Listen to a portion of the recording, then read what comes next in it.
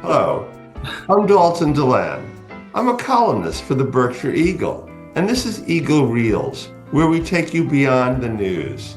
My very special guest today, Great Barrington Fire Chief Scott Turner. Welcome, Scott. It's great to be here. Thank you. Thank you. Now, I'm a longtime skier at Butternut since I was a boy. I was very worried in the last month whether the season would be there. And I know that there were 400 firefighters, 2 weeks it took, and 1,700 acres to bring it under control. The Butternut fire seemed unusual to me. I know we had a dry fall, but I'm more used to that kind of stuff on the West Coast. Is this a little new here, and should we be expecting more like this in the future with global warming? It definitely is new to the East Coast, having the season that we did, the extraordinarily dry summer that we had right into the fall contributed a lot to that for the amount of fires that we had statewide. And as far as I mean, we all hope that we're going to have a normal winter and then a normal spring. But I think most of us throughout the state are preparing to make sure that we're ready just in case we don't. Scott, did we get lucky finally with winds and weather, or was it just a matter of, the overwhelming force of firefighting to contain it? What? I think it was a little of both. We did have a lot of really great support coming in from within the county, our regular mutual aid partners, and then through outside the county. And the rain is really what helped the most. If we didn't get rain for another week or so, it would have been a whole different story. Yes. And we were lucky and skilled that no lives were lost. Right. In your nearly 30-year career, have you experienced colleagues lost to fires? I have once, but it was a fire out of state. It was yeah, it was a member who also worked for the DCR where I worked prior. The risks for firefighters are so great. In addition to that, that immediate physical risk, there are studies. There's a 2020 study of forest firefighters in the Rockies that showed 43% additional risk eventually of lung cancer, 33% higher risk of cardiovascular disease. Considering these sorts of risks, both immediate and long term, what makes a person go into firefighting as a profession? I think there's probably a lot of things with that. I guess speaking from my own experience, I grew up around firefighting. My father was a firefighter, so I was introduced to the firefighting family at a very early age, and it always been very appealing to me. And I think if you're not exposed to that environment when you're younger, there might be a little bit of seeking excitement. There's also the willingness to help your community. We do get that a lot from people who don't have the history. They're looking for ways that they could serve the community, and this is obviously one of those. Yes, yes.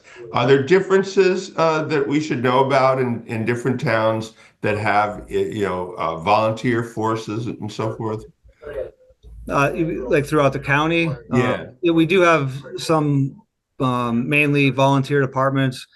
Great Barrington is a combination department. We have full-time members and what similar to volunteer, they're paid on call. And then we do have certain communities that are strictly full-time, and that's common throughout the state.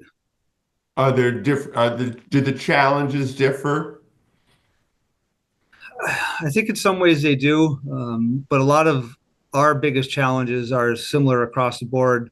The amount of training hours that are required, the amount of time away from family and friends that's required, just for training, learning. So I think there's differences, but there's a lot of similarities. It doesn't really matter if you're a volunteer department. The paperwork would still be the same. Let me ask if there are viewers who think they have the strength, the time to become volunteers where they are. Do you encourage that? And is there anything they should look at or study? I highly encourage that. We welcome everybody who's interested, or at least thinks they want to give it a try, to come down to the fire department or go online and fill out an application. But I think the best thing would be to come down. We practice on Monday nights, just to come down and see what some of what's involved in what we do. We can always use the help. Terrific, terrific. That's a better thing to do on a Monday night than Monday Night Football. Some people may disagree. Yeah, I'm sure they will. Probably, probably will. Let's shift gears a minute, and definitely think our viewers will gain a lot from some of your advice about the various, particularly holiday risks, some of which are year round. But let's address a couple of things on the holidays. We talked at the top about the butternut fire. Well, dry Christmas trees. We don't all remember to keep filling the basin. Can those quickly ignite? Are strings of light? Are there other risks with a Yeah, tree? there are, and I don't know the exact numbers, but there are quite a few fires that start every year in homes because of a dry Christmas tree. And everybody's familiar with YouTube. They have a lot of really great videos that they can show you just how quickly they do catch on fire and then how it spreads throughout the house.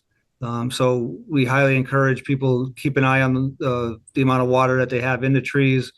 Make sure they're checking their lights. I know a lot of people like to put on lights, that may have been passed down through generations.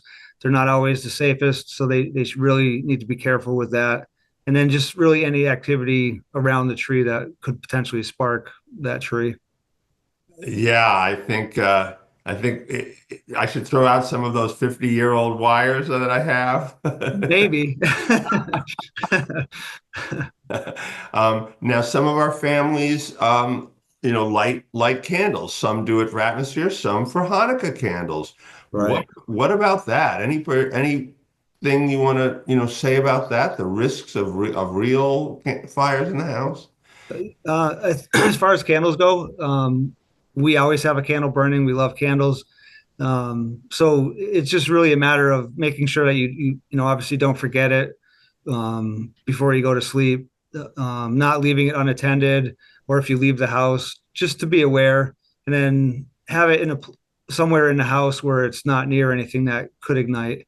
It's really just being as careful as you possibly can, because they'll fall over, they get knocked over. People do forget them, and they'll go out shopping or something, or just go to sleep. So you just want to be extra careful.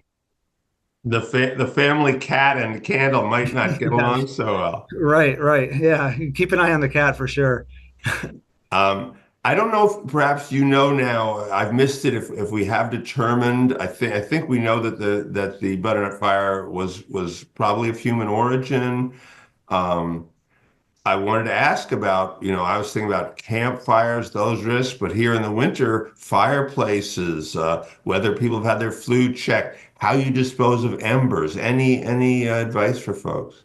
Um, so we don't have the exact cause. The state fire marshal's office did come out before the snow came, and they looked around just to see if they could get some sort of evidence.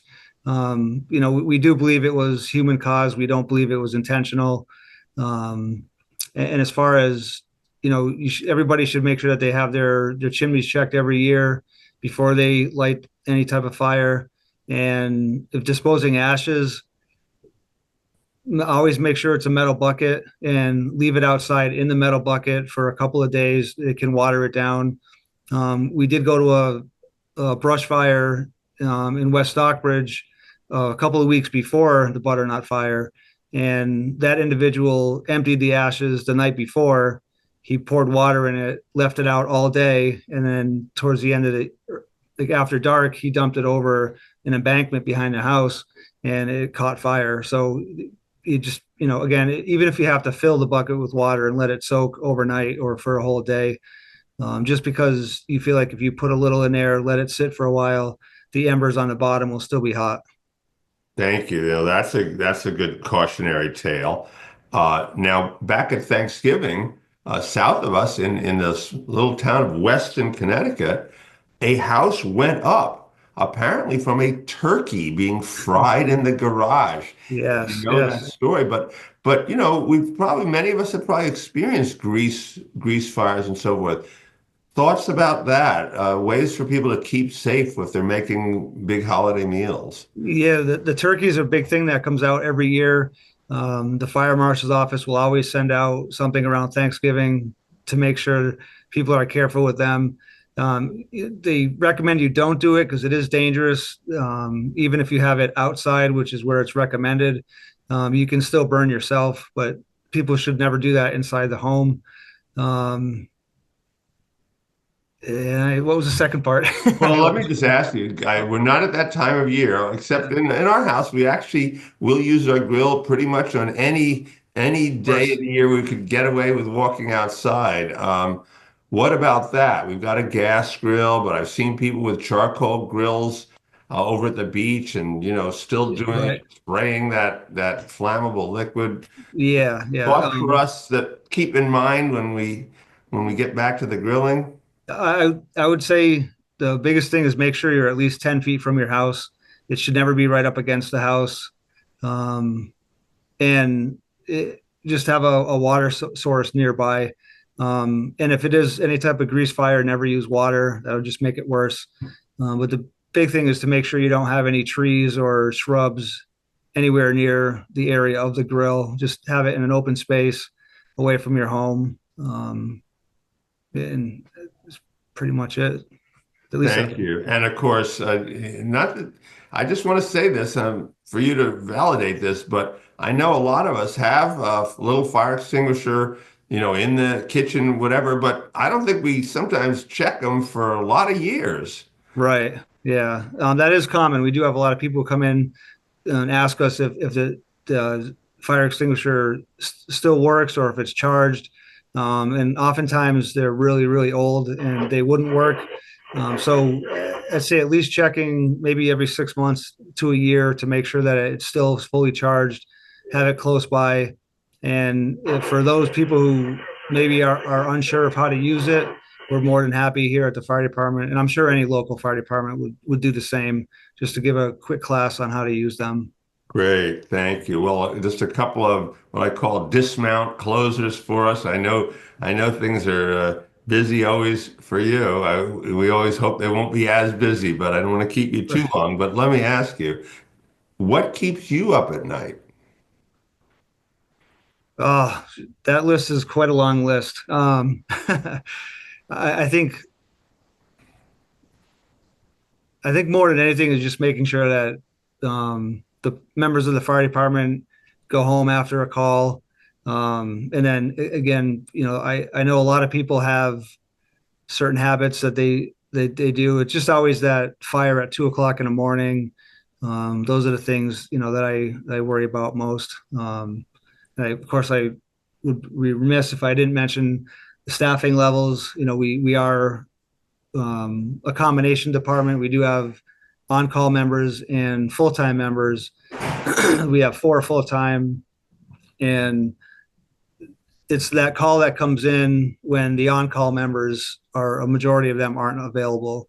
Those are the one, again, there's 1 o'clock in the morning, 2 o'clock in the morning, or even shortly after people got to work in the evening. There's always a period of time where we're really short staffed. So, those are, I guess, just a couple of things that I think about most. Well, then we're going to remind viewers again that Yes. the Patriots can live without you for one Monday night and come down to the station and check it out. Yeah, Help. especially this year. I think their season might be done. So now we have plenty of. There you go. But the fire season, That's right. that's right. There you go. That's not implying Um, that I'm a Giants fan. right. Well, finally, what keeps you almost 30 years? What keeps you going despite the risks? I still think it's the family atmosphere, the relationships that we have with the members of the department and their families, and I think community support is amazing. Um, Especially this community. Since I've been here, I started last September, and it's nice to be in a place where strangers on the street will stop and just say hi or thank you. Those are the things that keep most of us going. Um, Well, Scott Turner, Great Barrington Fire Chief, thank you. Thank you for making the time to speak with us today, but also thank you for the dangerous work that you and your colleagues do on behalf of the community. Appreciate that. Thank you. I want to thank the audience for watching, and if you're already a member, a subscriber of the Berkshire Eagle, thank you for that. If you're not yet, please consider becoming one.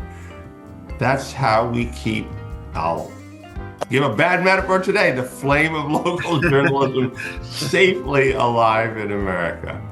I'm Dalton DeLand. I'll see you next time on Eagle Reels and in the pages of the Berkshire Eagle.